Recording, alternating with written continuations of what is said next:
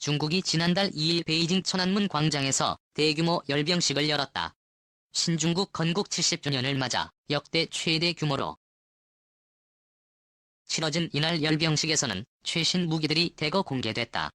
그중 극초음속 미사일 둥펑-17이 군사 전문가들의 눈을 사로잡았다. TF-17은 다른 나라에서 실전 배치 소식이 알려진 적이 없는 이번 열병식에서 가장 두드러진 무기체계였다. 극초음속은 보통 대기권 내에서 소리의 5배 마하 이상을 말한다. 베이징에서 미국 뉴욕까지 1만 1000km를 2시간 안에 날아갈 수 있는 속도다. TF-87은 마하 10으로 비행할 수 있는 것으로 알려졌다. 중국 언론들은 TF-17을 한국과 일본의 주한주일 미군 타격용이라고 보도했다. 그뿐 아니라 중국과 군사동맹 움직임을 보이고 있는 러시아도 극초음속 미사일 전력화에 열을 올리고 있다. 초음속 미사일은 핵탄두를 탑재할 수 있고 표적을 빠르고 정확하게 타격할 수 있다. 극초음속 미사일을 요격 방어할 수 있는 현존 시스템은 없는 상태다.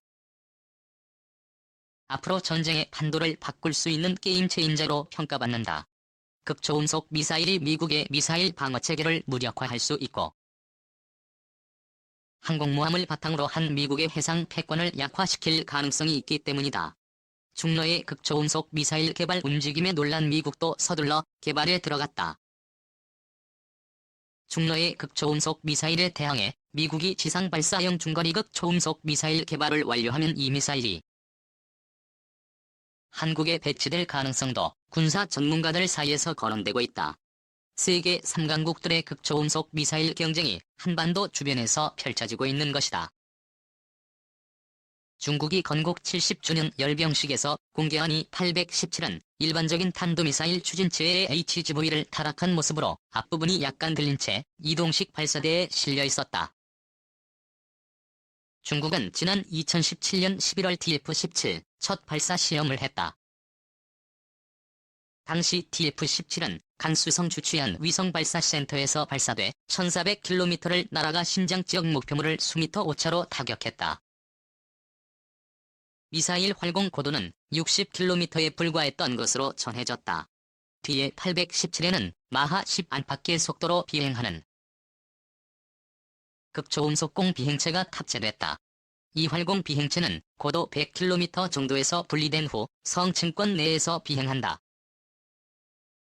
정리도에 탐지되더라도 방향을 바꿀 수 있고 예측 가능한 궤적을 그리지 않아 요격이 매우 어렵다는 게 가장 큰 강점이다. 중국 당국은 이번 열병식에 등장한 무기들은 실전 배치된 것이라고 밝혔다. 그런 만큼 TF-17도 실전 배치가 완료된 것으로 보인다. 중국 언론들은 TF-17이 중국의 영토 수호에 핵심 역할을 할 것이라며 중국의 적대적인 미사일 방어 시스템인 한국의 사도와 일본의 엑스엔트리 유격 미사일 패트리엇 미사일이 실제 전투 상황에서 TF-17을 요격하는 일은 거의 없을 것이라고 했다. TF-57의 타깃이 한국과 일본 그리고 그 후에 미국임을 지목한 셈이다. 이는 지난 8월 미국이 아시아에 중거리 미사일 배치 계획을 언급하면서 한국, 일본, 호주가 후보지라고 밝힌 것과도 관련이 있는 것으로 보인다. 당시 중국은 중국 문 앞에 미사일을 배치하면 좌시하지 않고 반격할 것이라고 했었다. 러시아도 극초음속 미사일 개발에 적극적이다. 중국의 TF-17도 러시아 군사과학기술의 도움을 받은 것으로 알려졌다. 블라디미르 푸틴 대통령은 작년 3월 국정연설에서 아방가르드 미사일을 소개하며 현 단계에서 대의 무기라고 했다. 최대 속도는 중국의 TF-17보다 2배나 빠른 마하 20으로 알려져 있다. 지난해 11월 시험 발사 당시 아방가르드는 수직 또는 수평으로 회피 기동을 하며 6000km를 날아가 목표물을 정확히 타격한 것으로 알려졌다. 극초음속 발사체 대다수는 극초음속 상태에서 통상적인 비행만 가능한 상태인데 러시아 주장대로라면 아방가르드 공체는 일반적인 비행뿐 아니라 회피기동까지 가능한 유일한 극초음속 발사체인 셈이다. 타스 통신은 2019년 안에 러시아군은 아방가르드를 투입하고 전략 미사일 부대 1개 연대를 배치할 것이라고 했다. 러시아는 아방가르드 외에도 지오 160 폭격기 등에 탑재되는 긴장 순항 미사일 지르콘, 순항 미사일 등 극초음속 미사일을 실전 배치 중인 것으로 알려졌다. 한사드 SM-3 무력 화급해진 미도 극초음속 미사일 개발 박차. 중국과 러시아가 극초음속 미사일을 실전 배치하면 미국의 기존 탄도미사일 방어체계가 무력화될 수 있다. 이는 한반도 유사시에 큰 위협이 될 수 있다는 뜻이기도 하다. 미 의회 조사국은 지난 1월 발간된 보고서에서 중로의 극초음속 미사일은 미국의 항공모함이나 오키나와 미군 기지 등을 순식간에 초토화할 수 있다고 밝혔다. 일본 오키나와 기지는 유엔사 후방기지고 구함은 미국의 해구산 전력이 배치돼 있는 곳이다. 미 항모나 오키나와 기지가 중로의 극초음속 미사일로 무력화될 경우 한반도 유사시 증원군이나 전략폭격기가 한반도를 향해 출발조차 못할 수 있다. 중국 관영 매체 글로벌 타임스에 따르면 요시토토미 노조무 일본 니혼대학 교수는 DF-17 미국과 일본이 구축 중인 방공 시스템의 효과에 심각한 문제를 가져올 수 있다며 더 정교한 방공망을 만들지 못하면 미일 양국이 대처하지 못하게 될 가능성이 있다고 했다. 미국은 1990년대부터 극초음속 무기를 연구해오고 있었지만 여러 차례 실패를 겪었다. 그러다가 중국과 러시아의 개발 움직임이 심상치 않다. 최근 막대한 자금을 투자해 극초음속 무기 개발에 박차를 가하고 있다. 도널드 트럼프 행정부는 올해 장거리 극초음속 무기 개발비 26억 달러를 의회에 요구했다. 미 공군은 극초음속 무기 개발을 위해 록히드 마틴과 올 한 해에만 14억 달러 규모의 계약을 맺었다. 지난 6월에는 B-52 폭격기에서 극초음속 무기인 데이지 283이 시험 발사에 성공했다. 미국 육군은 지상에서 발사하는 극초음속 미사일을 2022년까지 개발하겠다고 밝혔다. 지상발 사용 극초음속 미사일이 개발되면 한국에 배치될 가능성도 군사 전문가들 사이에서 거론된다. 미국은 최근 중거리 핵전력 조약을 탈퇴하면서 지상 발사형 중거리 미사일의 아시아 배치를 검토한다고 했다. 이는 중국을 사정권으로 하는 한국과 일본의 중거리 미사일을 반입할 가능성이 있다는 뜻으로 해석되고 있다. 미국은 이와 동시에 극초음속 미사일을 탐지하고 추적할 수 있는 새로운 대공 레이더를 개발 중인 것으로 알려졌다.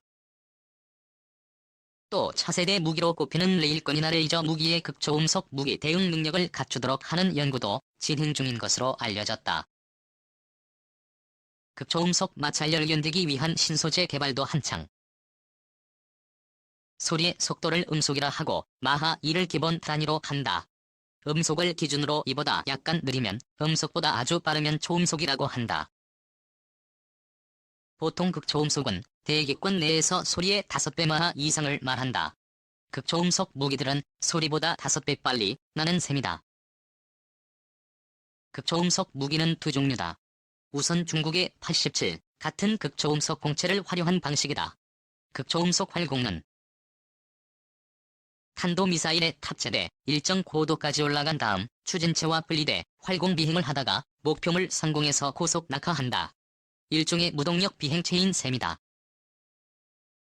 또 다른 방식은 스크램제트 엔진 같은 자체 추진체의 도움으로 급초음속 비행을 하는 것이다. 스크램제트 엔진은 공기를 초음속으로 빨아들여 압축해 고출력을 내는 최첨단 엔진이다. 미국 방위고등연구계획국이 개발 중인 스크램제트 엔진 극초음속 미사일은 마하 13까지도 속도를 올릴 수 있을 것이란 전망이 나온다. 극초음속을 견디기 위한 통치를 만드는 것은 쉬운 일이 아니다. 2010년쯤 미국이 처음 만든 X-52 레이 웨이브라이더는 외피가 찢어지고 통제장치에 고장이 나면서 여러 차례 실패했던 것으로 알려졌다. 특히 마하 이상으로 비행할 경우 공기 마찰로 인한 열이 2000에서 3000도씨까지도 발생하기 때문에 이를 견딜 수 있는 탄소 섬유 소재를 개발하는 게 관건이다. 지난해 미국 방부는 초고속으로 비행하는 과정에서 발생한 마찰열을 차단하는 열물질 개발 예산으로 3,909억 원을 반영했다. 러시아의 경우 초음속 무기 생산에 필수적인 탄소 섬유 확보에 어려움을 겪고 있어 매우 적은 수량의 초음속 무기만 생산할 것으로 보인다고 최근 미 정보 당국이 밝혔다. 마찰열을 견디기 위한 신소재 개발도 한창이다. 지난 4월 중국 관영 매체 글로벌 타임스는 훈한데 연구팀이 세라믹과 내화금속을 합성한 신소재를 개발했다며 세라믹은 자갈, 내화금속은 콘크리트에 비유할 수 있다. 고온에서 세라믹의 내화금속을 고정시키는 알갱이 역할을 해 소재의 강도가 약해지거나 변형되는 것을 막을 수 있다고 했다.